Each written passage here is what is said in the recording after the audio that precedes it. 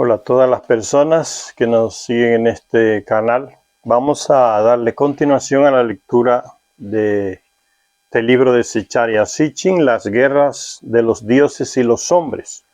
La última parte hablábamos del conocimiento que los Anunnaki le dieron a los terrestres después del diluvio para que se desarrollara la agricultura, la ganadería, y así pudieran sobrevivir todos. Pero los Anunnaki pensaban especialmente en ellos, porque habían caído en una dependencia extrema de los terrestres que le hacían todo. Entonces, si faltaban los terrestres, como era el plan de Enlil con el diluvio, no comunicarles que llegaba esa gran ola grande para que pereciera la humanidad. Pero sobrevivió una parte de la humanidad. No solamente ahí en Medio Oriente, como dice la Biblia, en el Arca de Noé, sino que también en otros continentes, en América, en los Andes, sobrevivieron terrestres. Eso lo atestigua el mismo Ninurta, que fue allá, que era su región, donde gobernaba también Ninurta, en los Andes, que tenía una inmensa residencia ahí en lo que hoy es el Tiwanaku de Bolivia. Entonces ahí él descubrió terrestres y también descubrió entonces mucho oro que bajaba de las montañas en forma de pepitas de oro y que era de mejor calidad que el que sacaban de las cuevas profundas de las minas de África, aquellos primeros terrestres primitivos que sustituyeron a los Anunnaki y que generalmente normalmente se piensa que gran cantidad de ellos perecieron con el diluvio, pero otros se fueron a lugares altos también y sobrevivieron. Y hablábamos también de uno de los instrumentos que le dieron Ninurta y Enlil a los terrestres para la agricultura fue el arado, que al principio, dicen los textos antiguos, el arado era tirado por terrestres, o sea, por personas. Uno iban delante de él tirándolo como si fueran animales y otros iban detrás guiando el aparato con los bueyes. Solo después se le da el conocimiento y los terrestres aprenden a colocar los bueyes para que tiren ellos del arado cuando ese tipo de animal se introdujo. Fue introducido también por los Anunnaki, el buey, la vaca. En ese tema estábamos. Continuando entonces con ese tema, dice el libro de Zecharia Sitchin, mientras Ninurta se ocupaba de hacer represas en las montañas que rodean Mesopotamia y de drenar sus llanuras, que estaban todas llenas de agua, los ríos no tenían salida, entonces era un desastre, había que drenar todo, hacerle salida a los ríos para que tuvieran un curso definido, toda esa agua de esos pantanos, dirigirlas todas hacia un río y los ríos hacia el mar. Todo eso en Mesopotamia. Ese trabajo inmenso lo hizo Ninurta. Dice, mientras Ninurta se ocupaba de hacer represas en las montañas que rodean Mesopotamia y de drenar sus llanuras, Enki volvió a África para evaluar los daños que el diluvio había causado allí. Recuérdense que Enki se le había asignado esa región del África para que se encargara de la extracción de oro para ser enviado a Nibiru. Desde las minas profundas que se construyeron en África con instrumentos que él trajo de Nibiru, que él mismo los diseñó, excavadoras y otros instrumentos grandes para perforar la tierra y llegar a lo profundo de esas minas, que él hacía ese trabajo. Entonces, después del diluvio, él vuelve a esa región a ver cómo está, qué ha quedado, qué se puede reutilizar. Dice, Enki volvió a África para evaluar los daños que el diluvio había causado allí. Al final, Enlil y sus descendientes terminaron controlando todas las zonas altas desde el sudeste, Elam. Se le confió a Inanna Ishtar hasta el noroeste, o sea, los montes Tauros y Asia Menor, la parte este hacia de Mesopotamia, hacia Pakistán, Afganistán, Valle del Indio, esas regiones hacia allá. se le confió a Inanna como una región que ella debería desarrollar, civilizar.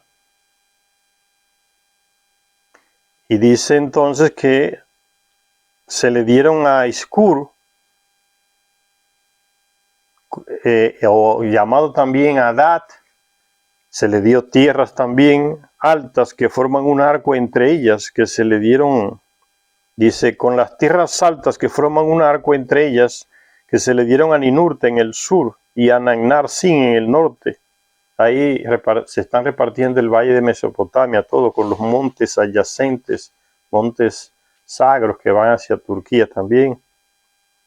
En el norte, el mismo Enlil conservó la posición central, o sea, el valle de Mesopotamia, donde estaba antes, ¿no?, el comando de él, controlando el antiguo Edín y el lugar de aterrizaje en la montaña de los cedros, unas estructuras enormes que todavía quedan los pedazos enormes de piedras talladas que pesan toneladas ahí en lo que hoy es Baalbek, en el Líbano, una ciudad antigua muy visitada por turistas, en Baalbek, donde están unas columnas enormes. Después construyeron algunos templos encima de esas columnas, pero esas columnas eran parte de esa plataforma enorme que levantó Enlil con sus ayudantes y que le servía para llegada y despegue de naves. Entonces, después del diluvio, esa parte, como es alta en las montañas del Líbano, bajó el agua más rápido ahí, y esa estructura de piedra enorme siguió siendo utilizada por Enlil. La montaña de los cedros, el lugar de aterrizaje, se puso bajo el mando de Utu Shamás, uno del grupo de Enlil. ¿A dónde fueron entonces Enki y su clan? Fueron destinados al África, ¿no?, la parte que les correspondía a Enki. Cuando Enki inspeccionó África, se le hizo evidente que el Apsu, como se le llamaba, solo la parte sur del continente no era suficiente.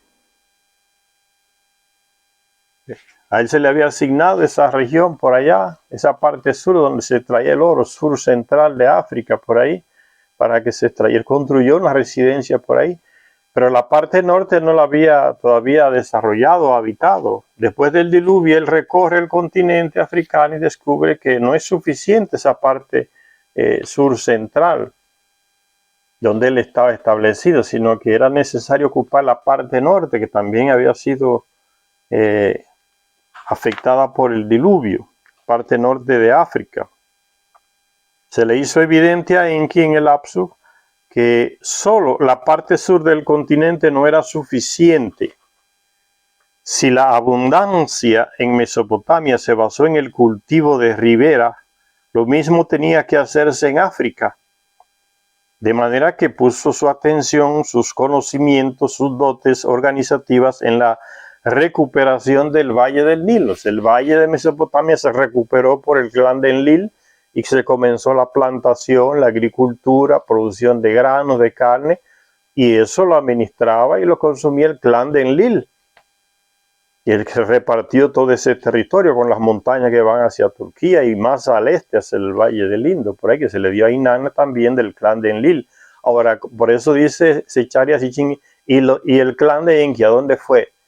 Pues Enki fue a África, vio el terreno como había quedado después del diluvio y también concluyó que había que hacer algo parecido en Mesopotamia, o sea, terrenos para plantar cereales, para ganadería. Había que hacer el mismo proceso allí en África para el clan de él sobrevivir, porque no podían quedarse en Mesopotamia, que correspondía al clan de Enlil.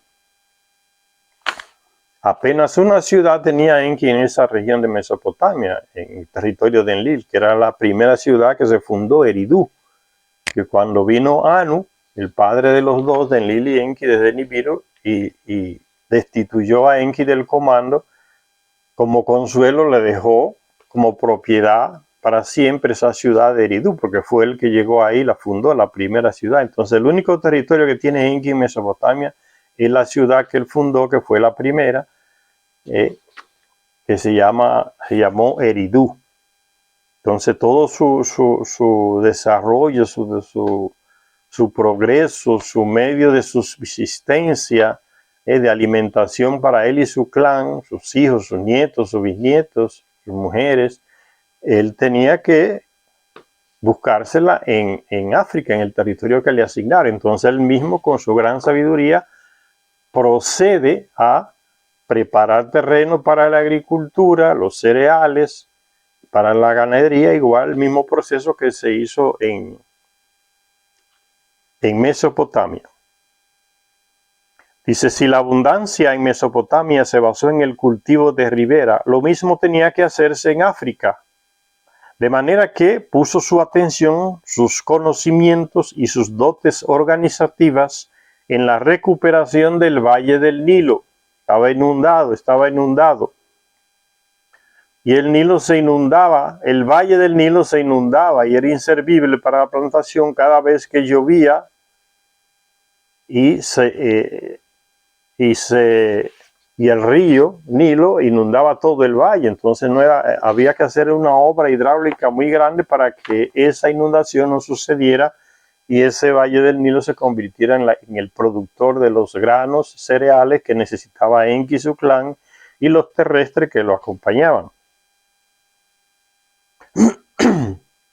Recuperación del Valle del Nilo. Ese fue el proyecto en el que se envolvió Enki más profundamente ahí después del diluvio. Como hemos visto, dice Zecharia Sitchin, los egipcios sostenían que sus grandes dioses habían llegado a Egipto desde Ur, desde Mesopotamia, que significa el lugar de antaño. Según Manetón, aquel sacerdote que se le fue designado para que escribiera la historia de Egipto y antigua, según Manetón, el reino de Tapt sobre las tierras del Nilo comenzó 17.000 años antes de que Menes, es decir, hacia el 21.000 antes de Cristo. Le dice que Menes fue el primer rey ahí en Egipto. Entonces dice que el reinado de Tapt o Enki, que es el mismo, solo que en el lenguaje egipcio se le llama Tapt.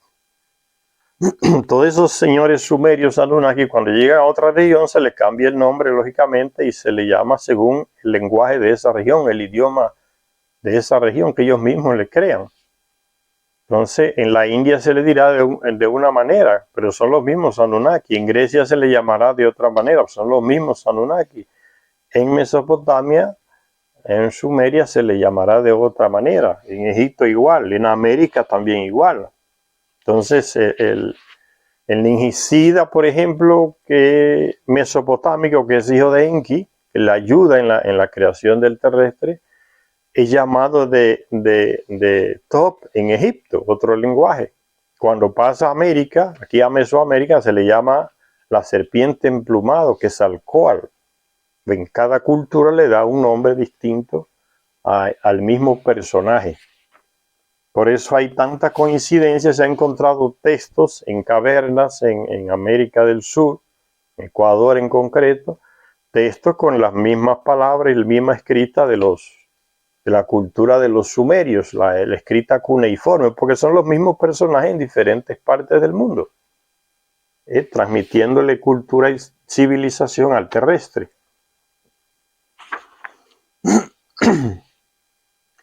Dice Zecharia Sitchin, según Manetón, el reinado de Ptah sobre las tierras del Nilo comenzó 17.000 años antes que Menes, es decir, hacia el 21.000 antes de Cristo. 9.000 años más tarde, Ptah entregó los dominios de Egipto a su hijo Ra. En Mesopotamia se le llama Marduk, que es el nombre que él trajo de su planeta Nibiru, Marduk, el hijo mayor de Tapt, que es Enki. Dice, 9.000 años más tarde, Tapt entregó los dominios de Egipto a su hijo Ra, o Marduk, pero el reinado de este se interrumpió súbitamente después de unos breves 1.000 años, es decir, hacia el 11.000 antes de Cristo. Fue entonces, según nuestros cálculos, cuando tuvo lugar el diluvio. Los egipcios creían que después Ptah volvió a Egipto para llevar a cabo grandes obras de recuperación de tierras. Ese es el que estamos hablando. Enki volvió a África para ver qué hacía después del diluvio, que había que recuperar. Y comenzó la recuperación de las tierras cultivables, el Valle del Nilo. Los egipcios creían que después Tab volvió a Egipto para llevar a cabo grandes obras de recuperación de tierras, el mismo proceso de Mesopotamia. Y literalmente de elevación de estas tierras desde debajo de las aguas. Existen textos sumerios en donde se atestigua también que Enki fue a las tierras de Meluja, que hoy se le llama Etiopía, Nubia, Magán o Egipto, para hacerlas habitables para el hombre y los animales. Habitables, se puede plantar, se puede vivir en ellas con lo que se produce. Dice un texto antiguo, fue al país de Meluja, está hablando de Tab o Enki. Enki, señor del Apsu, decreta su destino. O sea, ¿para qué va a ser utilizada esas tierras? ¿Para qué van a ser utilizadas? Decretó su destino, eso significa. Enki, señor del Apsu, decreta su destino en el país de Meluja. Tierra negra, que tus árboles sean grandes, que sean árboles de las tierras altas, que tus palacios reales se llenen de tronos, que tus juncos sean grandes, que sean juncos de las tierras altas, que tus toros sean grandes, que sean toros de las tierras altas, que tu plata sea como oro, que tu cobre sea estaño y bronce, que tu pueblo se multiplique, que tu héroe salga como un toro. Como Enki decretando, diciendo lo que debe de suceder en todo ese territorio, lo que hoy es Egipto. Las crónicas sumerias, y eso es un proceso de miles de años, eso que él está hablando, ¿no? Las crónicas sumerias que relacionan a Enki con las tierras africanas del Nilo resultan importantes por dos razones. Porque corroboran los relatos egipcios con relatos mesopotámicos. Y porque los dioses de Egipto, pues creemos que Ptah no era otro que Enki. Se lo está diciendo Zecharia Sitchin, un gran investigador, escritor de estos libros. Tras hacer habitables de nuevo las tierras, Enki dividió el continente africano entre sus hijos. El dominio más meridional se le volvió a conceder a Nergal, o sea, allá en la punta de África, donde estaban los aparatos que controlaban el deshielo en la Antártida, y que Nergal y su esposa Ereshigal le informaban a Enki y a Enlil cómo iba el proceso de deshielo, y que le dijeron ya es inminente la llegada de la gran ola. Y entonces le comunicaron a Enlil, que estaba en Mesopotamia, a Enki, y todos ellos tomaron sus naves y se fueron a orbitar la Tierra para salvarse de la gran ola. Entonces ahí en ese sur de África, que eran los territorios de Nergal antes del diluvio, tenían ellos esos aparatos que le avisaban del proceso de deshielo en la Antártida. Entonces ese territorio vuelve y se le asigna a Nergal. Se le volvió a conceder a Nergal. Se le llamaba el gran vigilante, ¿no? Está vigilando hacia el sur, hacia la Antártida. El gran vigilante. Y a su esposa Eresquigal, que era del clan de Enlil. Un poco más tarde, al norte, en las regiones mineras, estamos en el sur de África, ahora sube un poco hacia el centro-sur, por eso dice aquí, un poco más al norte, en las regiones mineras se instaló Hijibil, o Jibil, el del fuego.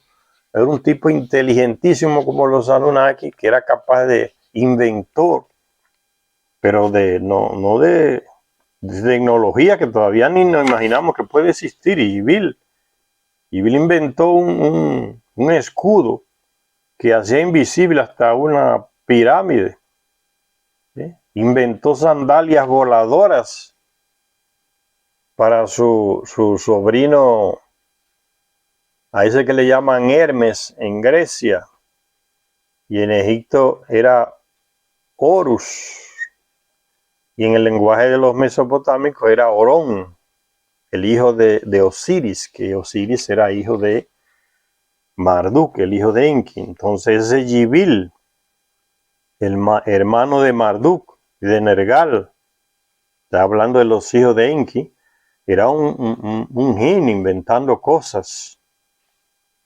El del fuego, porque era con metales que él trabajaba, ¿no? El que trabaja con metales, pues usa el fuego para hacer su trabajo de moldear el metal.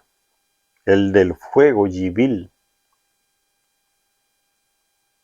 Dice que le hizo esos zapatos con los que el hijo de Osiris en Egipto, Horus, se elevó y pudo ir de un lugar a otro con esos sandalias voladoras, se le dicen los textos, pero hay que imaginarse un aparato que usted colocaba a los pies y tenía algún mecanismo que hacía usted elevarse en el aire, y eso ya hoy el terrestre va por ese mismo camino. Hay personas que ya han inventado, yo puse una foto de eso en uno de los videos anteriores, de esas personas en Estados Unidos, en Europa y en otros lugares que han inventado esos aparatos voladores. Se sube uno de pie encima de ellos y va con un control y vuelan. No son botas, no son zapatos, pero la tecnología va por ahí, que la de ellos, los Anunnaki, millones de años más avanzada que la nuestra. No serían unas cosas. Estamos haciendo una simple comparación para que tengan una idea de a qué se refiere, ¿no? El invento, ¿no? Sandalias voladoras. Ustedes ven una imagen de Dios Hermes en Grecia, le van a ver las sandalias como con alas. Era el trabajo de Yibil. Zapatos, sandalias voladoras. Otro hijo de Enki, dice Yibil, a quien su padre Enki le enseñó los secretos de la metalurgia. Ven, era un especialista en eso. Otro hijo de Enki, Aninagal, príncipe de las aguas. ¿Sabe? Todos los nombres de estos personajes van relacionados con la tarea que realizaban, con el aspecto que ellos en el que más sobresalían. Aninagal era el príncipe de las aguas. ¿Por qué? Porque era experto en aguas. ¿Qué significa? Que sabía nadar. No era tan simple. Sabía hacer presas, marinero para guiar vehículos en el agua. Y por eso le dice el príncipe de las grandes aguas.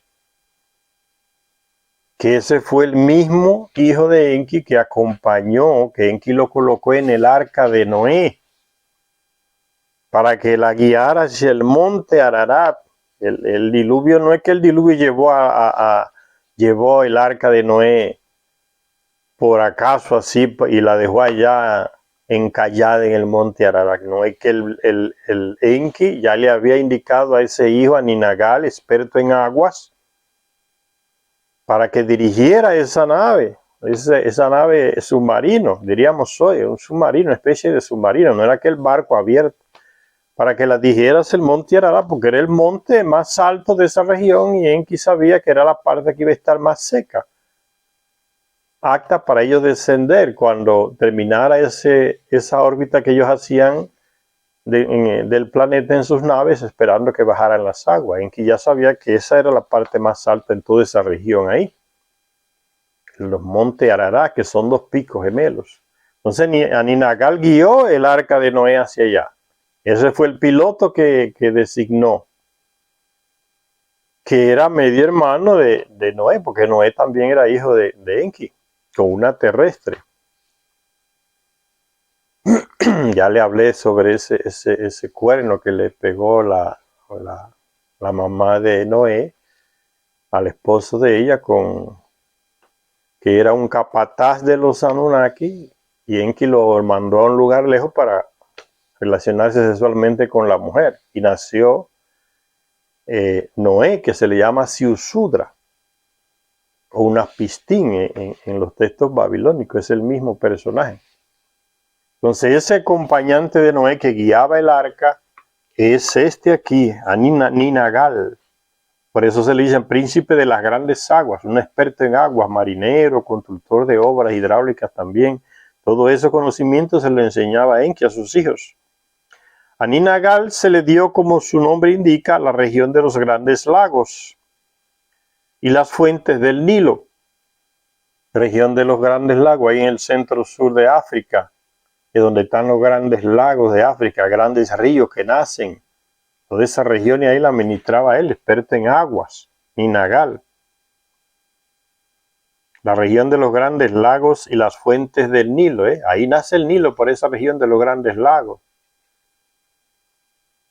Lago Victoria y otros lagos por ahí en el centro de África, nace el Nilo. Todo eso lo administraba ese experto en aguas, Ninagal. O sea, no es, eso me recuerda hoy los disparates que se hacen hoy, señores.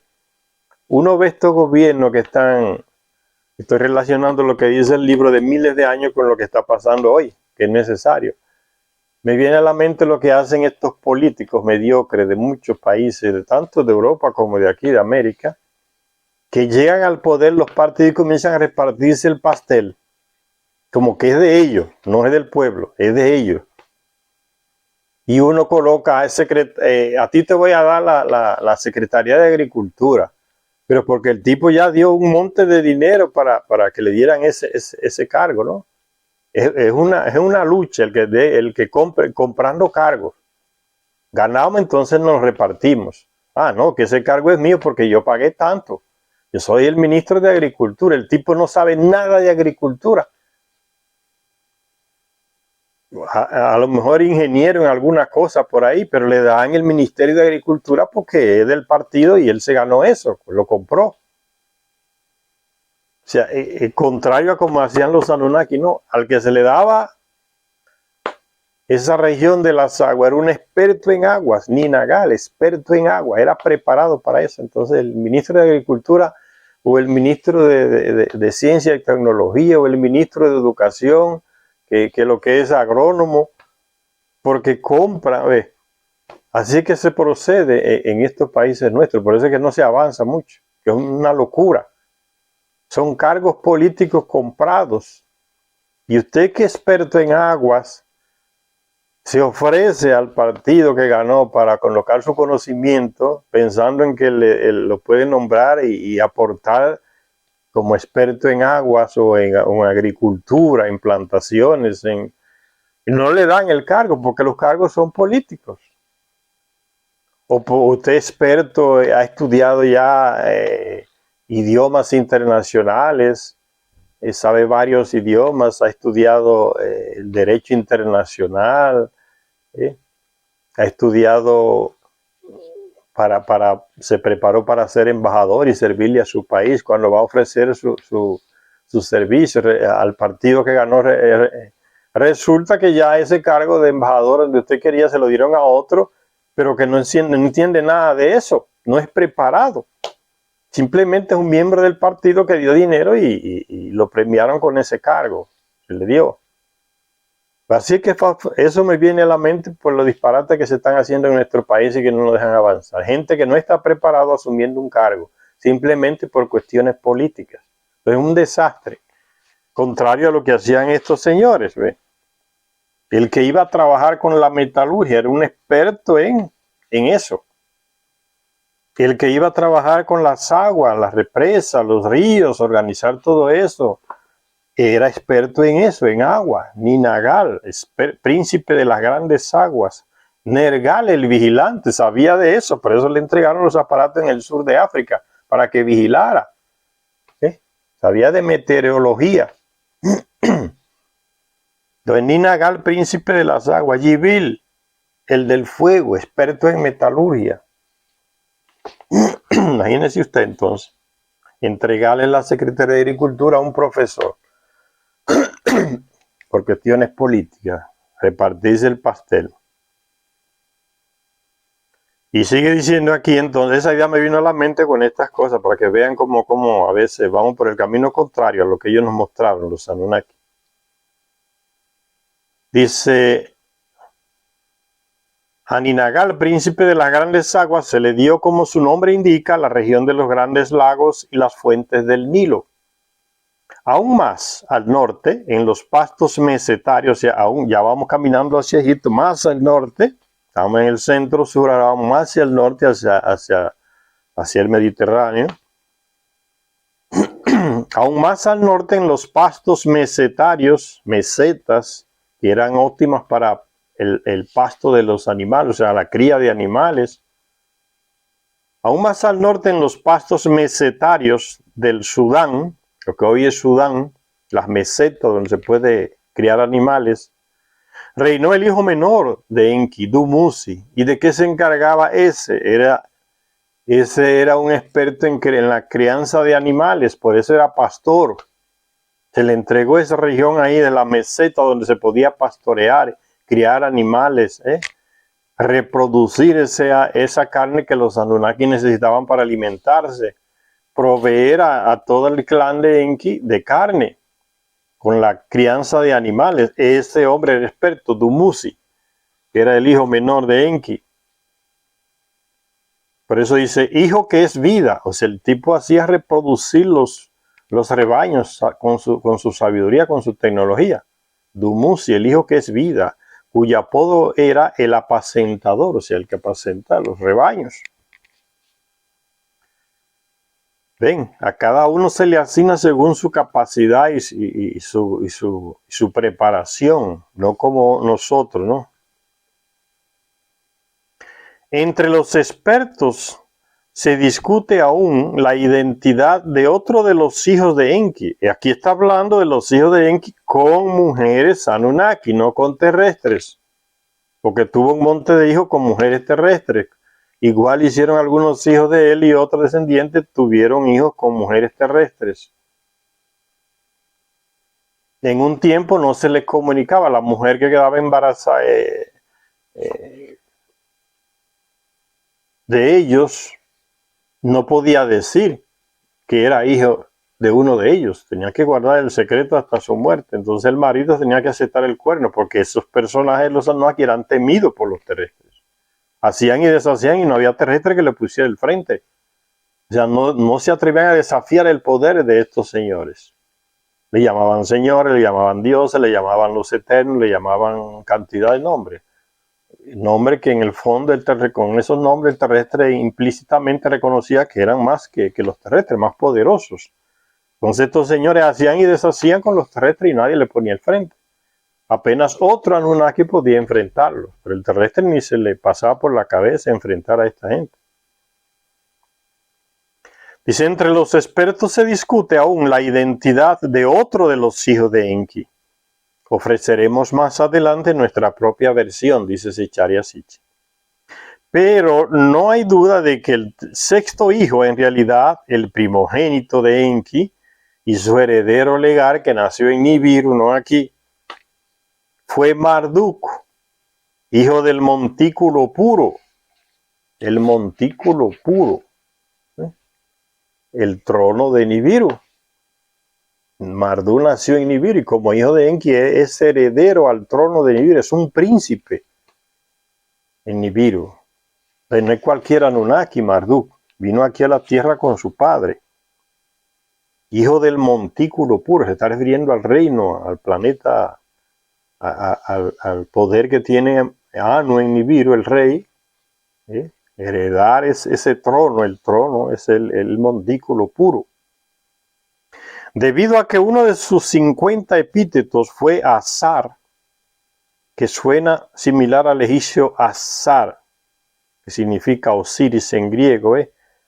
Azar fue uno de los epítetos de Marduk, que parece mucho con el nombre del dios egipcio, que era hijo de él, llamado Azar con doble S, que significa Osiris en griego. Azar, entonces era el mismo Osiris, que fue asesinado por su hermano Set para arrebatarle el territorio. Dice, similar al egipcio Azar, Osiris en griego. Algunos expertos han especulado con la idea de que Marduk y Osiris fueran uno y el mismo Dios, pero estos epítetos, como todopoderoso e impresionante, se les aplicaban a diversas deidades. Y el significado de Azar, todo lo ve, Azar sin doble S, atribuyéndoselo a Marduk, que todo lo ve, fue también el nombre epíteto del dios asirio Ashur. Parece que era el mismo personaje. El que todo lo ve, ¿qué significa? Porque nadie puede ver todo. ¿Qué es lo que quiere decir el que todo lo ve? Me recuerdo unos cuadros que existen todavía en mucha gente tradicional en la ciudad y en los campos de nuestro país. Un cuadro donde aparece un señor con barba blanca, dicen que es Dios Padre y que tiene un ojo y que ilumina todo. Todo lo ve, esa teología que se ha creado de Dios de que todo lo ve y todo lo controla. Hasta lo que tú haces en la intimidad, Dios lo está viendo, lo está controlando, ten cuidado. Dios lo ve, entonces tienes que confesarte todos los pecados que cometiste en tu intimidad, porque Dios lo ve todo, Dios lo sabe. Y esto, esas estupideces que nos metieron las religiones en la cabeza, ¿no? Que todo lo ve. No pasa de ideas creadas por la teología y las religiones para asustar a las personas y controlarlas, ¿no? Dios lo ve todo y nos lo cuenta a nosotros que somos sus representantes y te podemos castigar. Entonces, por eso cuando los niños van a confesar, tienen que decírselo todo al Padre, no todo. O sea, no puede esconderle nada porque Dios lo ve todo, ¿no? El cuadro aquel, el hombre blanco con un ojo que lo ilumina todo. Me viene a la mente eso. Aquí se le decía a Marduk que todo lo ve porque la tecnología que ellos tienen es posible ver cosas que los terrestres no ven o no se imaginan. Es cuestión de tecnología, escuchar o hacerse invisibles, colocar instrumentos que capten la voz. Ya los ovnis que hemos visto y testimonios de gente que ha estado con ellos dicen que a miles de millas volando en el espacio ellos ven claramente lo que usted está haciendo en su casa por una pantalla. Mira cómo se ve clarísimo lo que está haciendo la vecina mía, pues es pura tecnología, todo lo ve. Para el terrestre que no tiene esa tecnología, pues el tipo lo ve todo, pero no es que lo vea todo realmente. Está hablando de tecnología, todo lo ve, todo lo escucha. Pues no era esa la realidad. Y es como una imagen para decirle el poder que tienen esta gente de comunicación. Si podían comunicarse con Iberi, imagínense, comunicación interplanetaria, que no podían hacer aquí para saber lo que decían los terrestres y vigilarlos, sin que los terrestres imaginaran. Y es el que todo lo ve. Fue también el nombre epíteto del dios asirio Ashur. De hecho, dice Zecharia Sitchin, hemos encontrado más similitudes entre el babilonio Marduk y el egipcio Ra. El primero era hijo de Enki, el segundo era hijo de Tap. Y si Tap es Enki, entonces el mismo personaje. Marduk es Ra y Tap es Enki. Siendo ambos Enki y Tap, según creemos, uno y el mismo Dios. Mientras que Osiris era el nieto, era el hijo de Ra, o sea, el nieto de Tap. Hijo de Ra y nieto de Tap. Osiris era hermano de Set, y los dos eran hijos de Ra, o Marduk, con una terrestre llamada Sarpanik, de ahí de Mesopotamia. El primer Anunnaki que se casa formalmente y tiene hijos con una terrestre es Marduk. Casado, estoy hablando de casarse oficialmente, públicamente. Ese fue el primer matrimonio celebrado por los terrestres. Fue un acontecimiento inmenso ahí en la ciudad de Enki, ahí en Eridu. Dice que fueron cientos y cientos de terrestres a ver ese acontecimiento. Una de nosotras casarse con un príncipe de ellos, no con cualquiera de ellos, con uno de los príncipes herederos del trono de aquel planeta, Marduk. Una decisión de Marduk que espantó a Enki cuando él le dijo que se iba a casar con una terrestre que ya él había visto, hija de uno de sus amigos terrestres, Sarpanit. Entonces con ella parece que tuvo 3 hijos, Osiris, Set y otro llamado Nabu. Parece que esa mujer murió cuando Marduk estaba desterrado por ahí, por América del Norte. Lo desterraron un tiempo a Marduk. Y se encontró con con Anu, su abuelo, que vino de Nibiru a una visita, estando allá inspeccionando las venas de oro que habían encontrado, las miles de millones pepitas de oro ahí en el Tiwanaku, en las montañas de los Andes que bajaban por los ríos. Él fue allá y allá le pidió a Enki a Enlil que le trajeran a Marduk, que estaba desterrado. Y Marduk llegó ahí y le preguntó: ¿dónde está Sarpanit, tu mujer? Porque solo llegó con uno de sus hijos.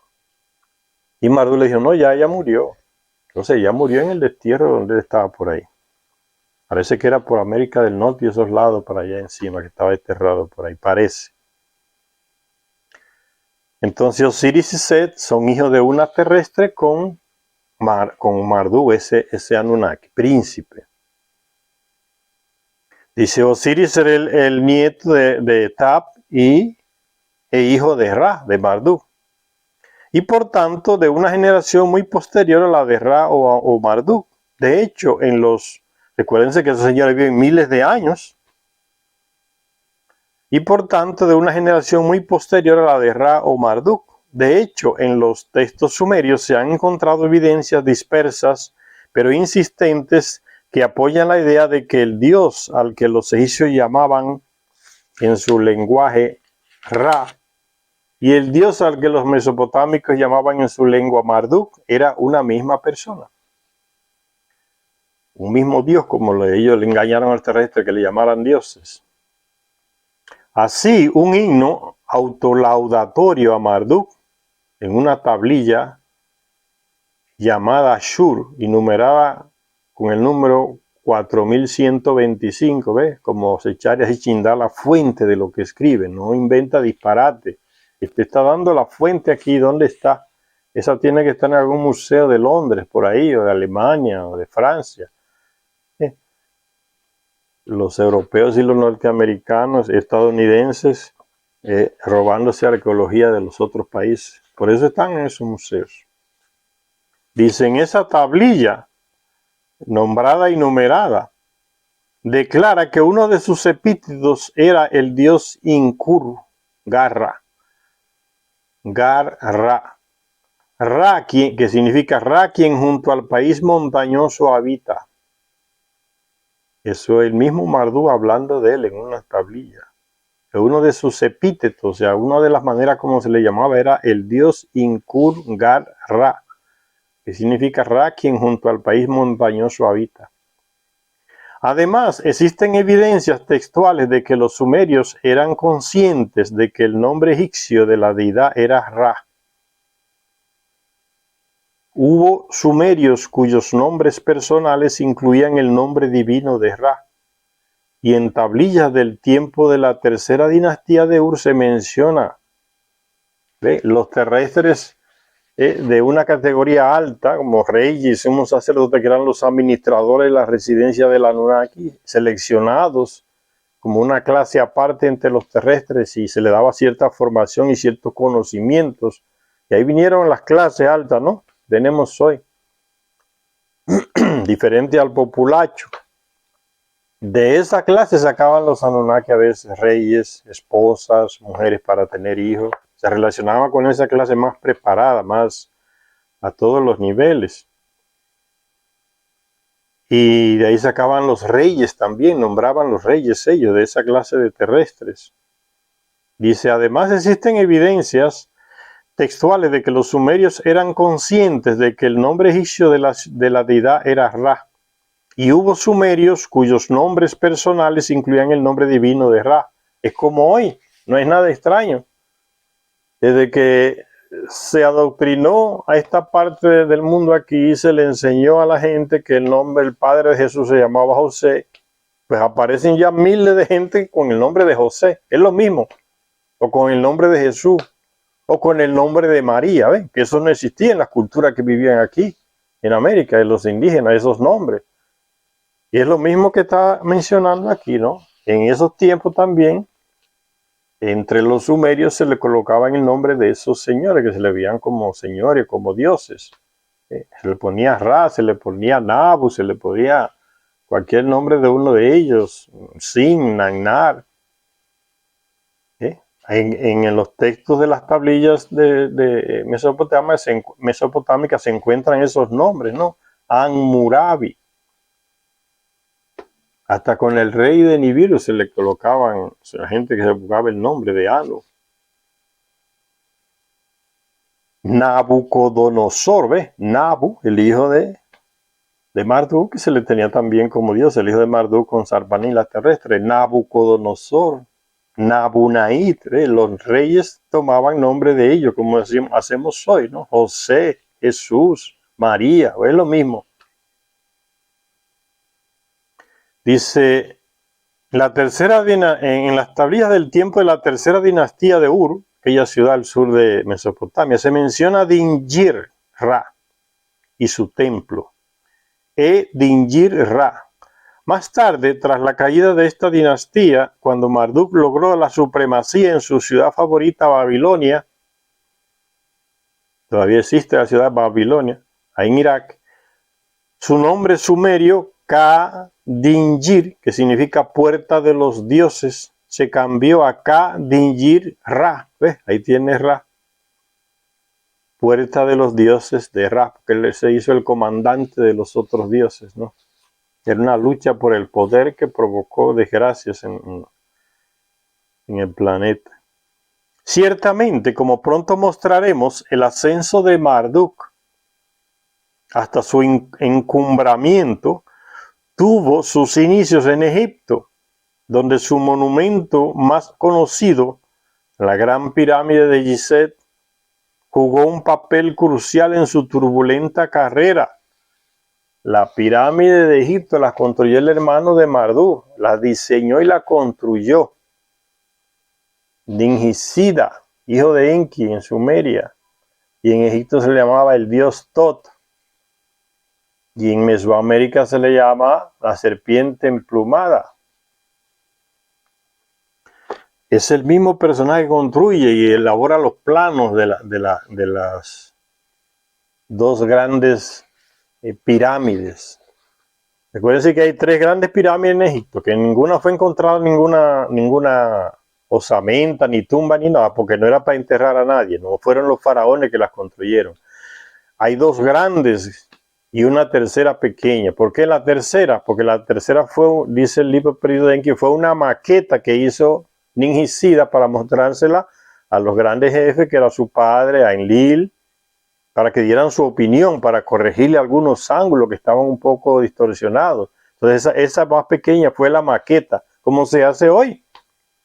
Usted le da un trabajo a un arquitecto, a un ingeniero, diseña y metal residencia, y después te muestra la maqueta cómo va a quedar. Si tú quieres corregir algo, ahí está la maqueta, corregirlo, que entonces lo hacemos como tú lo has dicho, lo has pedido, tú eres que vas a pagar. Entonces es lo mismo, las tres pirámides fueron así. La más pequeñita es eso, una maqueta donde se corrigieron ciertas cosas y después se construyeron las otras dos, que son las que realmente guiaban las naves que venían del espacio y podían ver las pirámides que en su inicio se iluminaban hacia el espacio. Entonces la nave las podía ver. Son como balizas, del que viene hacia arriba va descendiendo y ve la luz de las pirámides o como unos montes y se guía por esas balizas.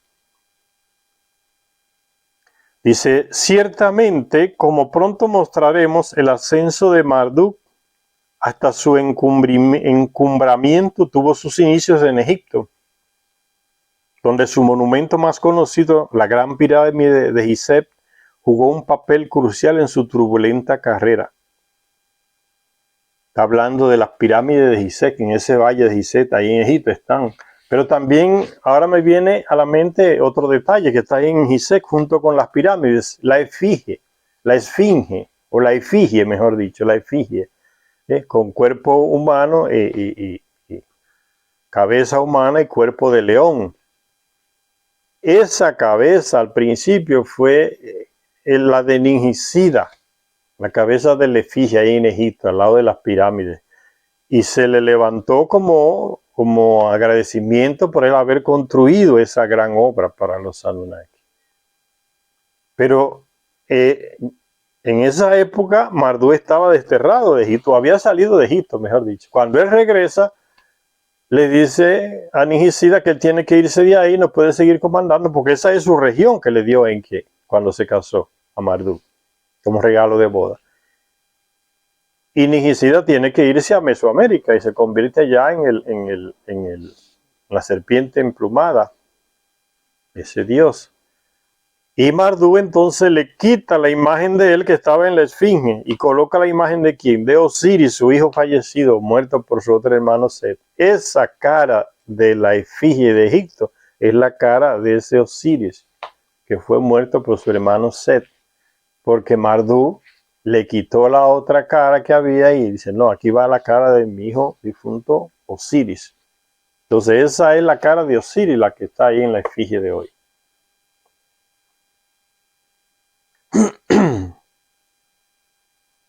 Pero el gran dios de Egipto, Marduk o Ra, anhelaba gobernar toda la tierra.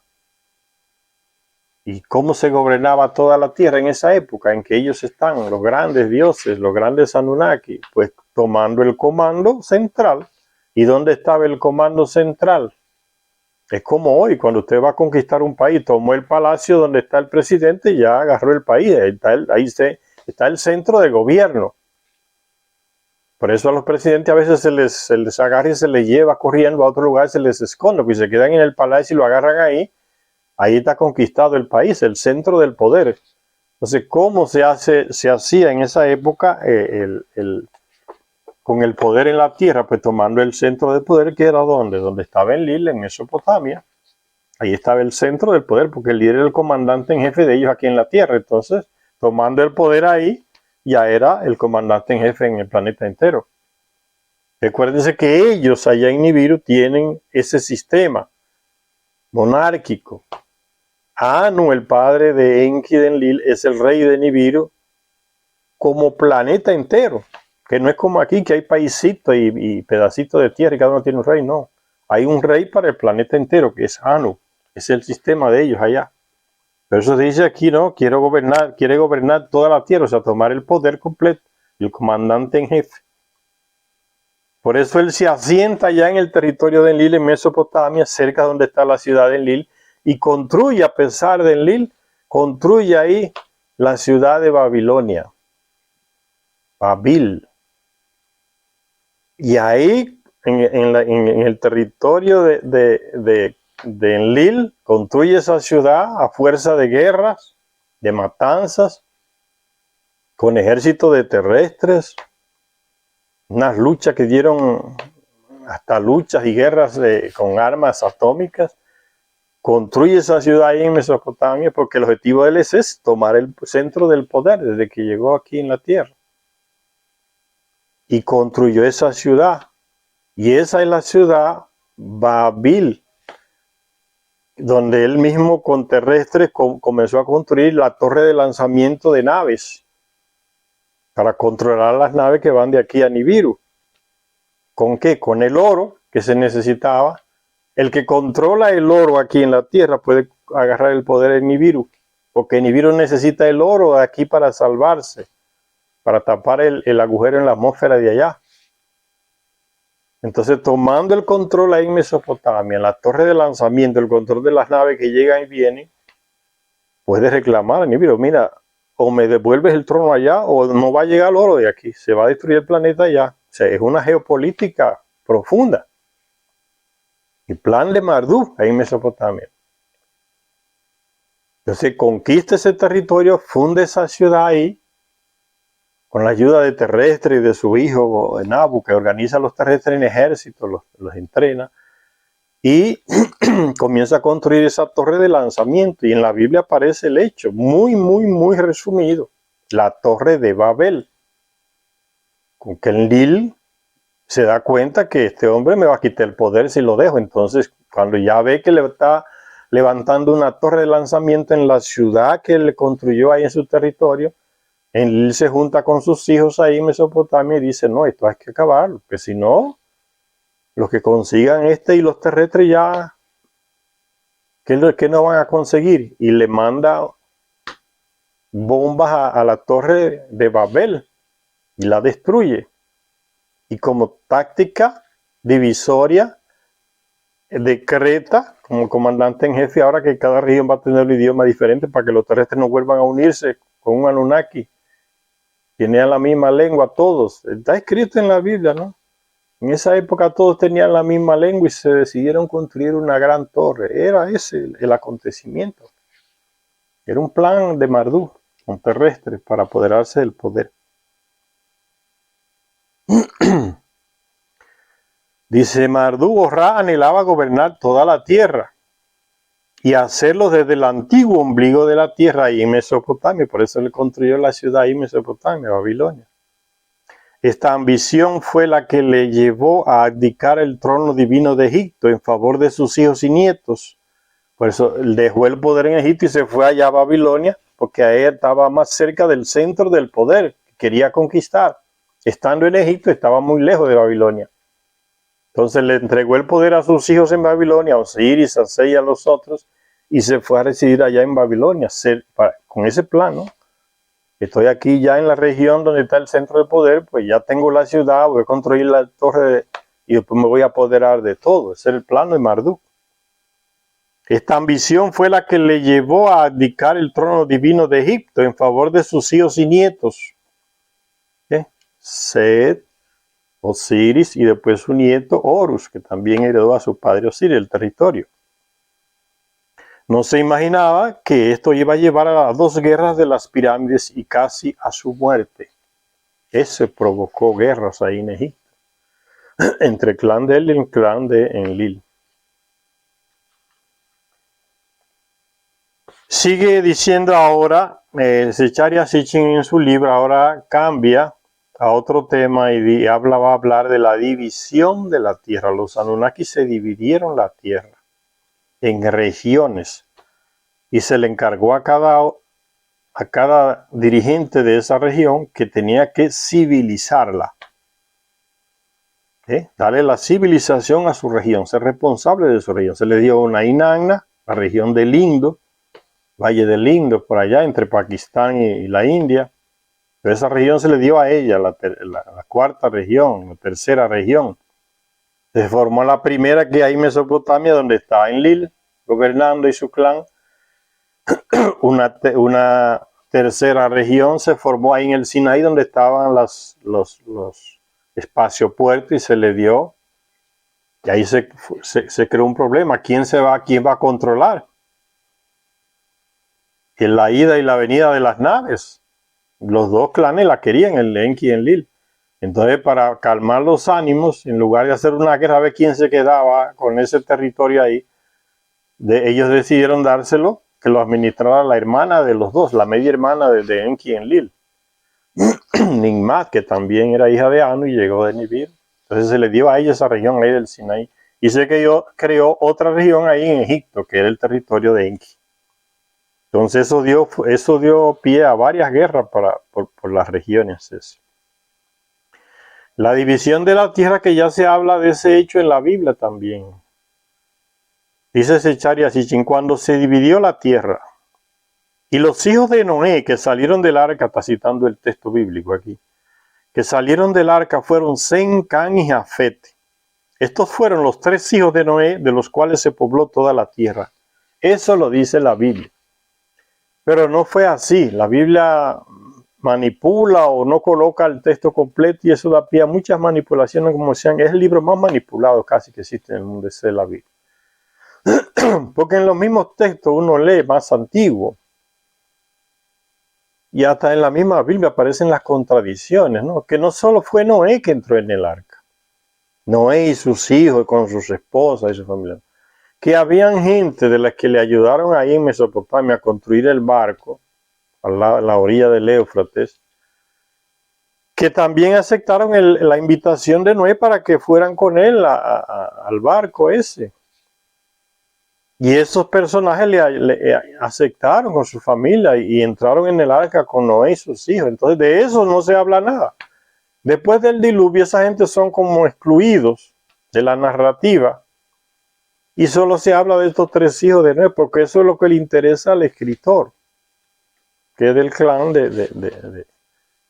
Entonces, esos personajes tuvieron descendencia y tuvieron hijos e hijas y se expandieron por la tierra también. Esos que Noé convidó a que entraran con él en el arca también, que le habían ayudado en la construcción.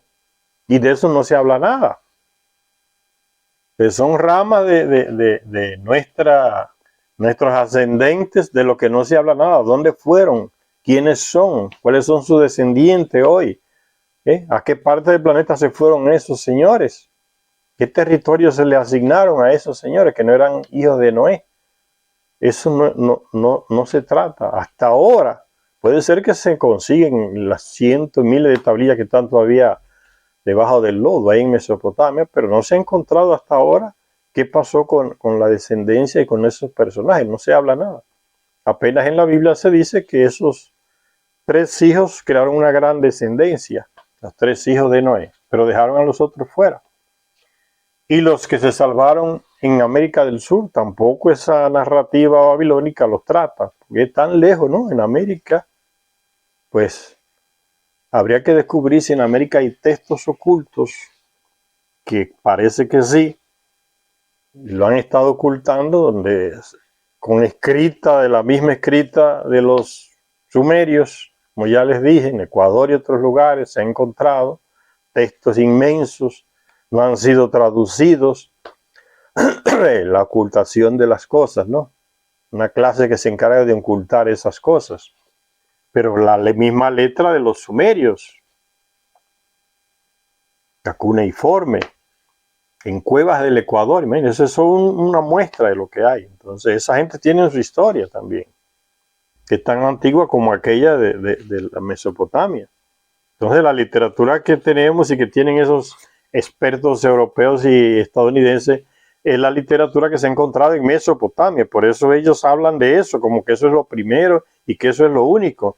Y que por aquí no hay nada, pero todo eso es una ideología que hay para esconder las cosas. Aquí había y puede ser más antiguo que allá. Este no es el continente nuevo que vinieron esos blanquitos de Europa civilizada. No es, esa no es la historia, eso está falsificado. Así como tampoco se habla de los miles y miles de africanos que vivían en Asia y en Europa. Eso es una historia que está ahí silenciada. Reyes de Europa que sus ascendientes son negros. ¿Cuántos años pasaron los moros ocupando ahí la parte de Europa? ¿Y por qué los españoles decían moros? Porque eran africanos, fue de África, eran negros. Ascendientes de reyes de Europa hasta el día de hoy que eran negros y lo han escondido y lo han blanqueado en los retratos los artistas que eran pagos por los reyes para hacer ese trabajo, ¿no? Falsificando la historia. Y los miles de negros que había en lo que hoy es China, esas regiones por ahí que fueron prácticamente exterminados. Pero aparecen fotos todavía de negros con ropa de chinos. Eso es una historia oculta, señores. La historia no es la que nos dan en las escuelas y las universidades, es una porcaría. La historia oculta está ahí y poco a poco va saliendo. Una manipulación inmensa, señores, de una raza blanca que se ha hecho con todo documento. ¿Por qué que se matan tanto para ir a robar documentos en otros países, ¿no? Arqueología, para seguir controlando esa historia falsa de ellos, que los pone como superiores, civilizadores. Fíjense el ejemplo, un ejemplo nada más. En el 2001 se encontró en Irak la tumba del rey Gilgamesh, que su madre era Anunnaki, Ninsun, y su padre era un rey, ahí en Mesopotamia, en esa región, en una ciudad donde él vivía, su familia. se encontró la tumba. O sea, la genética Anunnaki estaba con ese señor porque la madre de él era Anunnaki. Tenía 3 partes Anunnaki. Que la madre de él era Anunnaki, Ninsun. Se encontró la tumba de ese señor. Y se confirmó todo lo que dice esa leyenda en las tablillas de la historia de la epopeya de Gilgamesh.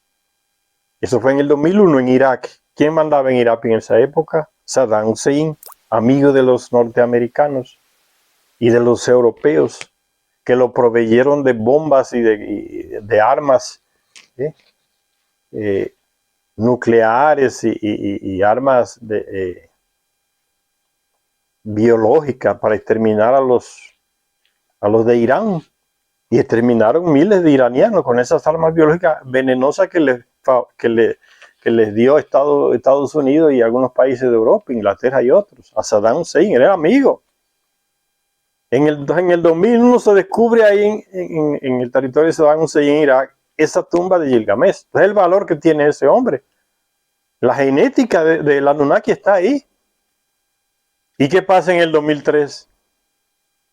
Bush, hijo, ordena invadir a Irak, que no tenía nada que ver con los acontecimientos del 11 de septiembre. Las Torres Gemelas. Decían que era Bin Laden y su grupo, y Bin Laden es de Arabia Saudita. Pues si el tipo es de Arabia Saudita, ¿por qué van a Irak? El plan era, entonces comenzó la historia, ¿no? Primero viene la demonización para preparando la invasión. La desinformación. El que era amigo de ellos, ahora se convirtió en enemigo. Lo convirtieron en enemigo Saddam Hussein, que tenía armas de destrucción masiva y que la humanidad estaba en peligro y que había que atacar y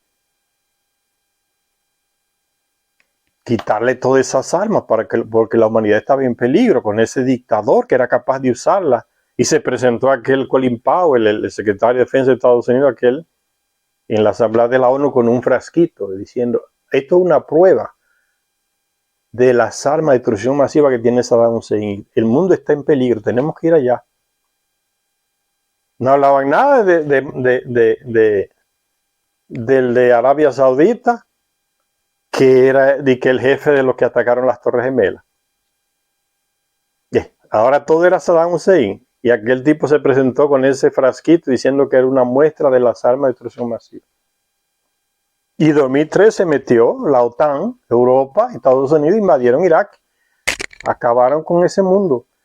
Y lo primero que hicieron fue que meterse a robar al museo de Irak y que los restos de Gilgamesh. Los restos de Gilgamesh, todo lo que se había descubierto de Gilgamesh, se lo llevaron a Estados Unidos. Señores, ustedes ven la cuestión. El robo de Europa y de Estados Unidos, de la arqueología de nuestros países, no es así. No es por nada, señores. Es una cuestión de estrategia militar, de control. ¿Y qué dijo Colin Powell después, años después? Hace como 7, 8 años, 10 antes de morir. Esos negocios que yo dije allá en la ONU, que era eso fue una mancha negra en mi currículum. Aceptó que estaba mintiendo. ¿Y qué dijo el mismo expresidente Bush, hijo? Y él mismo lo dijo en público. No, allá no había nada de eso de armas ni nada, señor. Y Bin Laden en Afganistán, escondido en las montañas. Pero fueron a Irak acusando a Saddam Hussein de que tenía armas de destrucción masiva. Era atrás de la arqueología. 2001 se descubre la tumba del tipo. 2003 va la invasión sin motivo ninguno, pura mentira. Y se robaron todo. Todavía andan las fotos por ahí de los tanques de los militares norteamericanos con tanques dentro del museo de Irak y robándose todo. Está todo allá en Estados Unidos, en esos institutos que se encargan de guardar el material robado de otros países. Eso da poder, eso da control, señores. Todavía hasta el día de hoy se sigue.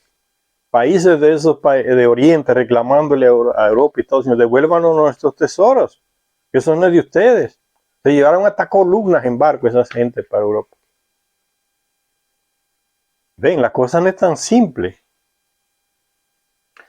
Vamos a hacer una parada por aquí. En la próxima lectura vamos a tocar ese tema que se así se intitula Cuando se dividió la tierra, después narrando esos hechos después del diluvio. Gracias a todas y a todos las que nos ven. Soy Jorge Quevedo. Hasta la próxima lectura.